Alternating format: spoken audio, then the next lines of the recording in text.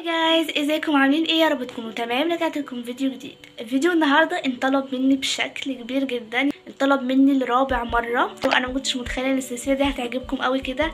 وهي ادوات للجورنال. حرفيا عدى عليها 3 فيديوهات عملناهم وانتوا حبيتوا الفيديوهات دي جدا وقلتوا لي اعملي الجزء الرابع، فاللي هو خلاص هنعمل الجزء الرابع. العاده بفتح بينترست بجمع شويه افكار وباخد من الافكار دي وهعملها لكم النهارده في الفيديو ان شاء الله. مش عايزه اطول عليكم، قبل ما نبدا الفيديو ما تنسوش تعملوا لايك وتشتركوا في القناه وتضغطوا على زر احمر تحت الفيديو وتفعلوا الجرس عشان يوصلكم كل جديد انا بعمله. عايزه اطول عليكم، يلا بينا نبدا الفيديو. اول فكره معانا النهارده هو ستيكر القمر ده. انا شفته كتير جدا فقلت يلا بينا نعمله.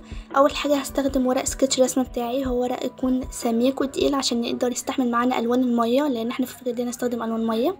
هجيب قلم رصاص واي حاجه دائريه عندي، وهبدا اني احدد الدايره حوالينها بالقلم الرصاص، وبكده ده الشكل اللي طلع معانا. هستخدم الوان الميه، اي نوع الوان ميه عايزينه. انا استخدمت الالوان دي واستخدمت فرشه الالوان درجه 3، اي فرشه تكون مناسبه عندكم. استخدمت اللون الازرق الفاتح والغامق والاصفر والبنفسجي. جهزت الالوان كده على طبق او على اي حاجه، وبدات اني بس ابل الرسم شويه ميه، وعلى قد ما تقدروا حاولوا انكم تدخلوا الالوان في بعض عشان كده القمر يظهر شكله حلو. يعني بمجرد ان في شويه ميه فالالوان هتدخل مع بعض عادي، ما تقلقوش.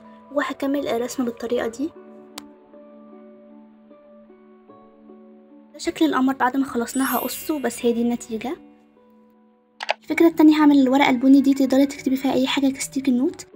استخدم الورق البني ده فرخ ممكن تجيبه من اي مكتبة، بس المشكلة انه خفيف جدا، فهبدأ اني الزقه على ورقة تانية. مش مهم تكون تقيلة، بس اهم حاجة يكون الورق يستحمل معايا شوية. يعني هي دي ورقة A4 عادية. خدت قطعة صغيرة وهبدأ اني الزقها بالصمغ. ويا سلام لو كان متوفر عندكم ورق بني متين شويه هيكون افضل.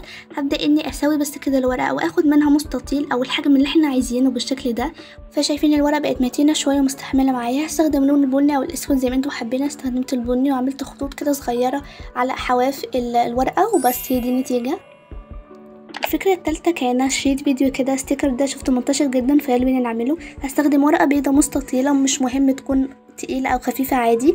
هستخدم بس المسطرة والقلم الاسود. اني اسيب مسافة صغيرة وهعمل خط كده بالطول من الناحية دي، وبرده نفس المسافة من الناحية التانية بالشكل ده.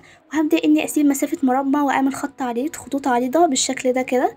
والخط العريض اللي احنا سيبناه فوق وتحت هبدأ اني ارسم فيه مربعات صغيرة، وبعد كده هبدأ اني املي الفراغات بين المربعات دي زي ما انتم شايفين بالظبط. يعني هي الفكرة سهلة جدا وبسيطة، وبس هي دي النتيجة. الفكرة الرابعة هحاول اني اعمل زي الستيكر ده كده بالظبط، فيلا بينا. اول حاجة هستخدم ورقة تقيلة، لازم تكون الورقة تقيلة عشان جربتها قبل كده بورقة خفيفة ما نجحتش معايا. هبدأ اغلفها بالورق البني، وبرده بقول لو كان معاكم ورق بني تقيل هيكون اريح واحسن جدا. بعد كده خدت مسطرة وقلم رصاص وبدأت اني احدد الشكل زي ما هو بالظبط في الصورة، وهو الشكل ده بسيط وسهل. هبدأ اني اخد اللون البني واحدد خط كده على حواف الستيكر اللي احنا عملناه بالشكل ده، وهو ده الشكل اللي طلع معانا. هبدأ اني اخد الخرام واخرم كده خرم صغير من النص، بس الصراحه ما طلعش معايا بالنص قوي، فانتوا حاولوا انكم تظبطوه. وخدت اللون وبدأت اني احدد حوالين الدايره، وبس هي دي النتيجه. يلا بينا بقى نعمل جورنال بسيط كده بالادوات اللي احنا عملناها، وهي دي النتيجة. الجورنال طلع حلو قوي وكيوت قوي وبسيط قوي بأدوات بسيطة ممكن تعملوها في أدوات موجودة في كل بيت إن شاء الله. وبس هو ده الفيديو، متنسوش تعملوا لايك، ولو عجبكم اكتبوا لي تحت في التعليقات. وبس بحبكم جدا واشوفكم في الفيديو جاي إن شاء الله. باي باي.